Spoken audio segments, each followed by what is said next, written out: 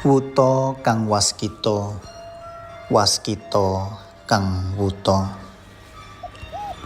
Panglimbang 5 menit dina Minggu Legi tanggal 15 Maret taun 2026. Kapetik saka Injil Yohanes bab 9 ayat 1 tekan 41. Ing sawijining desa ana wong lanang aran Pak Tri. Saben dina Pak Tri sambate ora ana entek-enteke. Apa-apa disalahke, sapa-sapa disambati. Wonge wis kaya pitik jago. Ana swara setitik langsung dipaido. Esuk-esuk Pak Tri metu arep menyang sawah nanging anyep-anyep udan dalan lunyu Pak Tri tiba. Iki dalane sing gawe tiba. Lah wong dalan kok lunyu banget. Sambate karo ngusapi lendut ing klambine. Tekan sawah jebul pari-parine padha ambruk amarga banjir. Pak Tri tambah nesu. Iki tanggul kang gawe jebol. Lah wong tanggul kok ora kuat nahan banyu. Pemerintah ya ora iso ngurus. Suarane banter nganti krungu wong saawang-awang. Para sutresna PLM kinasih, cerita iki dadi gambaraning awake dhewe. Awake dhewe asring wuta ing panguripan rohani. Atine tansah panas sapa-sapa disalahke, apa-apa ora kebeneran. Saben dina awake dhewe asring nyambungake lara kahanan kaliyan dosa. Nanging Gusti Yesus nate mulang yen kesangsaran menika sejatine saged dados panggung kaluhuran Allah.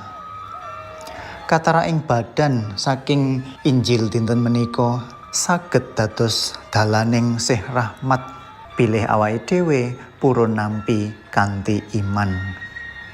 Awake dhewe ingkang tansah rawuh ing gereja tansah ndedonga ya kena ing katarak rohani, yaiku mung ngugemi aturan nanging kelangan katresnan, kaya wong sing luwih ngutamakake dina Sabat tinimbang kabegjane manungsa. Awake dhewe rumangsa suci lan ngadili liyane, ngira mung awake dhewe sing duwe kawruh, nanging atine ora mbukak marang pepadang saka Gusti. Tiyang wuta ing crita ing Injil menika boten namung pikantuk pandulu badan, nanging ugi pandulu iman. Piyambake saged ningali Gusti Yesus minangka putraning manungsa lan manembah. Saengga awake dhewe ya saged tansah nglimbang bilih Gusti Yesus menika tukang tamba sing paling pinter. Panjenengane iso nganggo srana lelara, kangelan utawa apa wae kanggo ndadekake awake dhewe luwih cedhak karo panjenengane. Ayo mbok menawa nganti saiki awake dhewe isih wuta marga saka dosa. Marga saka rasa gengsi utawa marga saka wedi. Ayo saiki padha njaluk waras marang Gusti supaya awake dhewe iso ndeleng kanthi cetha lan manut marang panjenengane. Ayo padha munjuk. Kunjuk ing asma Dalem Hyang Rama saha Hyang Putra tuwin Hyang Roh Suci. Amin.